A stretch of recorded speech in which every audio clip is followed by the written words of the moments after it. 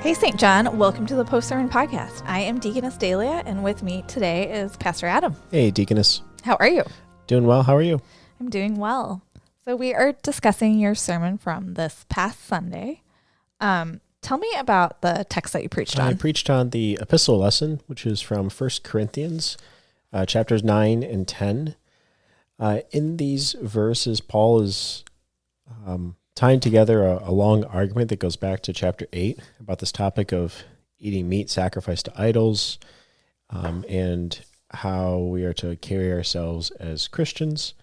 And he calls upon some Old Testament examples of God leading the children of Israel through the wilderness and reminding them that Christ is with them, and the need to train ourselves in following Christ. What was the central teaching of your sermon? In the sermon, I wanted to focus on how Jesus has given us all we need.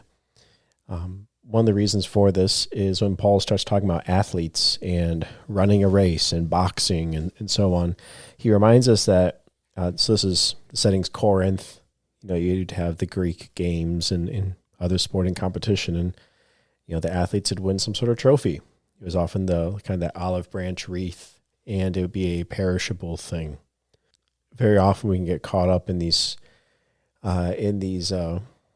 worldly goals and accomplishments and think we find our worth and need in them rather than Jesus gives us all we need. We can make idols out of these things, and that was especially the angle I wanted to deal with in the sermon, was how we can turn things into idols and forget about Christ, who gives us all we need. What would you say an idol is? I mean, in the large catechism, Luther would talk about in the first commandment, you shall have no other gods, that, when you're afraid, whatever you turn to is your God. An idol can be anyone or anything that we give, if you will, our worship to, or that we fear, love, and trust other than in God alone. So idols can be really anything then, right? It can be anything from God's good creation, like good blessings that we have in our lives. It can be really easy to, instead of giving thanks to God for them, we will idolize them and find safety in them rather than in God. Yeah. I like how you mentioned the creation. Yeah. This reminds me of Romans 1. And essentially an idol is when we give worship, homage, fear, love, and trust to anything of the creation rather than to the Creator, who is forever blessed. Right? And so an idol is something that is within God's creation, that we take this good thing of the creation and turn it into a god of sorts, as opposed to worshiping the God who gave us that thing from the beginning. How did you intend to benefit your hearers in their faith or life? So I wanted to encourage my hearers and give some exhortation to actually lay down their idols. This is part of Paul's rebuke in the reading, that he talks about how the children of Israel are led through the wilderness, but many of them perished in the wilderness. If we kept reading into 1 Corinthians 10, we would get more discussion of this, of how many thousands, fell in a single day and so on. Our idols are sin, and our sin will kill us, and we will perish by clinging to our idols. And so by laying down our idols and trusting in Christ, the believer, the Christian, will find himself in a much better place in reality. So something I really liked about your sermon was you went into the story about Debbie. Can you explain just why you decided to share your story in your sermon? Yeah, so Debbie was a member at St. John a couple of years ago, and she had visited for a while, then went through the member classes and joined, and a few months after that, she had died suddenly. And I brought her up in the sermon, and partly because I remembered her during the sermon process, because we were doing an in-depth study of 1 Corinthians a few years back, and I remember Debbie being in those classes specifically, going over these verses specifically. And Jesus really does give us all we need. And so often we are searching, striving, trying to find hope in so many other things, in these perishable wreaths and trophies and these other idols, rather than trusting in Christ. And so there seemed to be an appropriateness to sharing her story again with the congregation, in connection with the themes of the sermon, but also in light of the gospel reading for that Sunday. It was the parable of the workers in the vineyard, and the master of the vineyard keeps hiring people, every hour of the day, and keeps bringing them in, and even at the 11th hour, and they're all paid the same. They're all recipients of the generous, gracious gift, payment of the master. And as a reminder to all of us, we all receive the same grace, no matter how little or how long we have been in the faith together. That was one of the things I thought about during your sermon, was how well Debbie's story pointed to that gospel reading. And just you having that conversation with Debbie's friend, and how her friend was just relieved and comforted that she had, throughout this faith journey she was on, that she had found St. John, and she didn't realize this at the time, but we can look back and this was the end of her life, and to see how God did provide his grace and his forgiveness for her, and she was able to rest in him.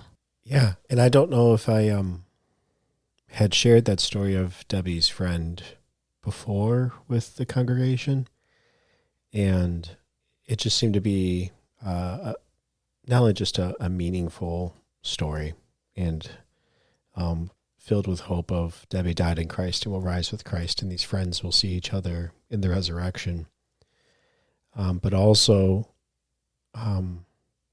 this idea of running the race and fighting the good fight, and the strenuousness of being a Christian. And part of that is praying for those that they would hear Christ, and the Spirit would open their hearts, and hearing some of that through this friend, and hearing that her prayers were answered in this way was a very beautiful thing, and I imagine would resonate with many folks here too. Well, thank you, Pastor. Maybe this would be a good time for us to bring up something that's going to be released to our congregation by Lent, about another podcast opportunity. Yeah, actually, this coming Sunday. Yeah. Oh, yeah, this coming Sunday. Yeah. So folks may remember that last year we read through Henry Nouwen's The Return of the Prodigal Son, and I had recorded some podcast episodes with Chris Camille, and we talked through the various chapters of the book and made a sort of virtual book study during the season of Lent. And just yesterday, right, Deaconess, at our recording, we finished up recording you, me, and Chris all together, talking through the chapters of Spirituality of the Cross. And so we have books available in the narthex. The first episode on the introduction will be released this Sunday. And what are your thoughts on Spirituality of the Cross? Well, it's a book that I really loved. I think gives a good overview of the faith, of specifically what we believe in the Lutheran Church. It's something I had to read when I attended Concordia Chicago in one of my theology classes. And I appreciate Gene Veith, who is the author of this book. He's not a pastor, but he is a great theologian, and I think has a really clear writing style, is easy to follow and understand. Another book that I had to read in college called God at Work, that was on the doctrine of vocation, was by the same author, Gene Veith. And that book was definitely life-changing. And I think this book just really brings to light some of the essential doctrines that we have in the church, and why they matter. And I think is just good for really anyone who just wants to be encouraged in their faith walk, or maybe someone who just wants to learn about the faith who doesn't even attend church. This could be a good book to read. What I find with this book is it can serve many purposes. I'll often give it to visitors that are inquiring about the faith, or even more specifically, what do Lutherans believe? And that's been a really nice place for conversation. I know it's been used in some kind of adult confirmation circles here. But even, as you said, at Concordia Chicago, it was one of your theology classes where you had to read it. It also is just a really nice read for the longtime Lutheran to kind of put simply to words some of the distinctiveness, why we believe what we believe, and kind of what's embedded throughout our life and teaching and practices as Christians, and especially within the Lutheran tradition. So all that said, I think all of y'all should read it. Am I allowed to use the y'alls? I was about to say all y'all. Excuse me. Not all of y'all. Yeah. All y'all. Okay. Thank you. And I think you plural, should read the book and try out the study. And like I said, we'll release an episode each week, beginning this coming Sunday, all the way through Palm Sunday will be our last episode. Yeah, and we would love to hear from anyone on Sundays or during the week. Like, what do you think of our discussions on the podcast? What do you think of the book? We'd love to hear from you. Yeah, and feel free to submit questions even about those studies. We can just deal with them as they come up in the regular post-sermon episodes. And just a reminder, in the show notes, there is that link you can click on, and it just basically sends us a text message. And we have that kind of a quick response feature too. Okay, well, this wraps up the episode for today. Thank you for listening to our discussion. In case you missed the sermon or you'd like to listen to it again, the link to the sermon is in the show notes. You can also find it on our church website, stjohndublin.org. If you, the listener, would like to submit a question about a sermon, please email us at podcast@stjohndublin.org. Thank you, Pastor, for joining me and for feeding us the word this week. Bye, all y'all. Take care, everyone. Bye. Bye.